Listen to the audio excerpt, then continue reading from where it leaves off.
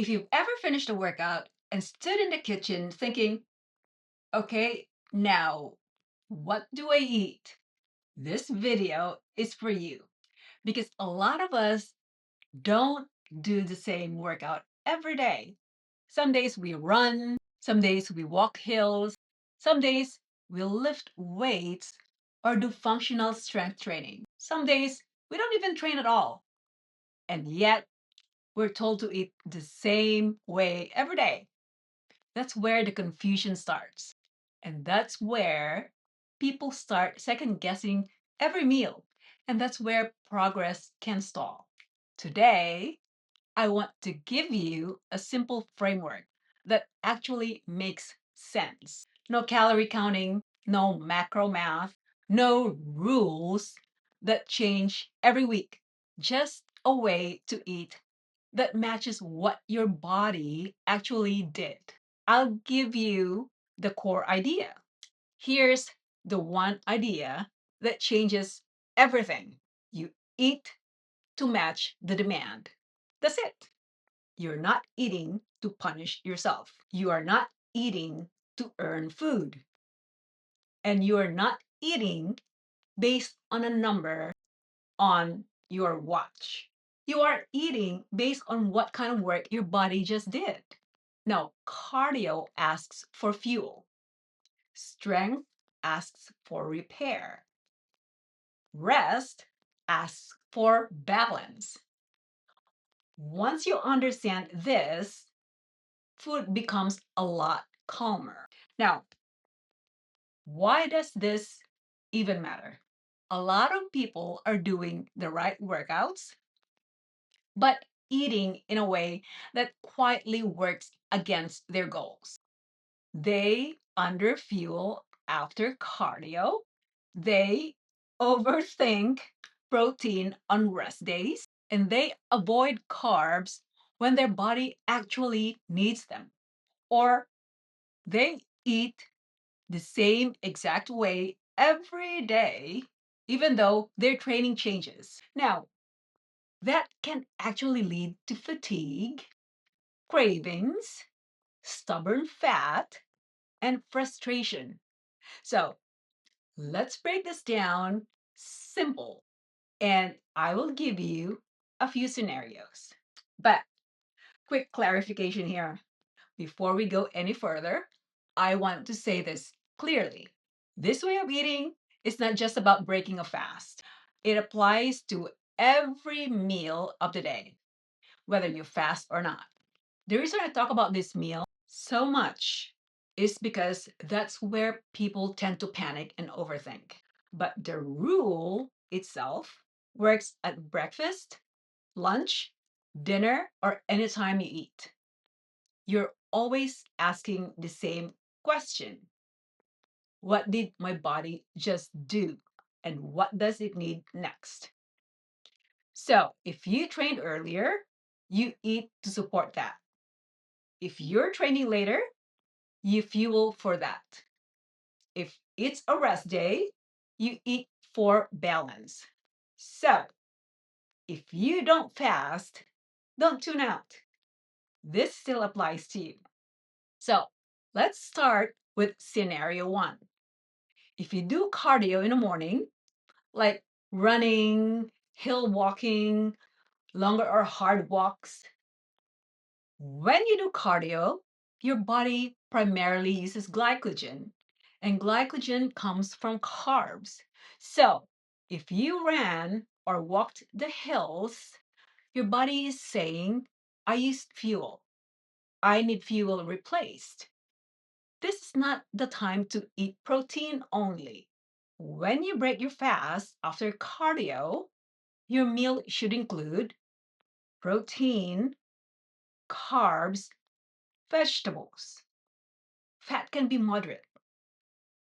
What this looks like in your real food: eggs, turkey, chicken, beef, fish, plus fruits, oats, toast, potatoes, rice, quinoa, and vegetables if you enjoy them. Now, this tells your body we're fed, we're safe. No need to hold on. No, skipping carbs after cardio can actually increase stress hormones, slow fat loss, and trigger cravings later in the day. So, carbs, again, after cardio are not a mistake, they are functional. Now, let's go to scenario number 2. If you do strength training only, functional strength training, weights, core strength, stability work. Now, strength training is different. Your heart rate might stay lower, but your muscles and nervous system are doing very specific work. Here, your body does not need glycogen urgently. It needs repair. So when you break your fast after strength training, your meal should be protein anchored. That means protein is the foundation. Vegetables support digestion and nutrients. Healthy fats help with satiety and hormones. Carbs are optional, not urgent. Now, what this looks like in real food: eggs, turkey, chicken, or fish, beef, no vegetables and avocado, olive oil, you can have it. And now, what this tells the body: repair the tissue, recover, stay calm. If you're not running later that day, or if you're not doing cardio, you can save the carbs for your next meal. Okay, let's go to scenario number 3. If you do both cardio and strength, a run plus strength training, or longer mixed session, like if you're doing circuit training or if you're adding cardio to whatever strength training you're doing. Now, you've asked your body to do 2 jobs. You used glycogen and muscle tissue. So, this is a balanced meal of the day. You'll want protein, carbs, vegetables, and moderate fat. This is not the day to undereat or be strict. This is the day to support recovery so your body does not push back later. Now for scenario number 4. If you do not train at all, rest days or very light movement. On rest days, protein stays consistent. Vegetables stay consistent. Carbs depend on hunger and energy. No need to force carbs. No need to avoid them either. This is about balance, not rules. Now, here's a simple visual guide, the easy way to remember things without making things complicated. Okay? Protein, always present. The vegetables, almost always present. Carbs, increase with cardio, decrease with rest. Now, the healthy fats, moderate, often higher on non cardio meals. That's it. No tracking required. Now, why would this work for long term goals? Easy. This approach supports fat loss without restriction. It protects muscles. It keeps hormones steady. And we want that, right?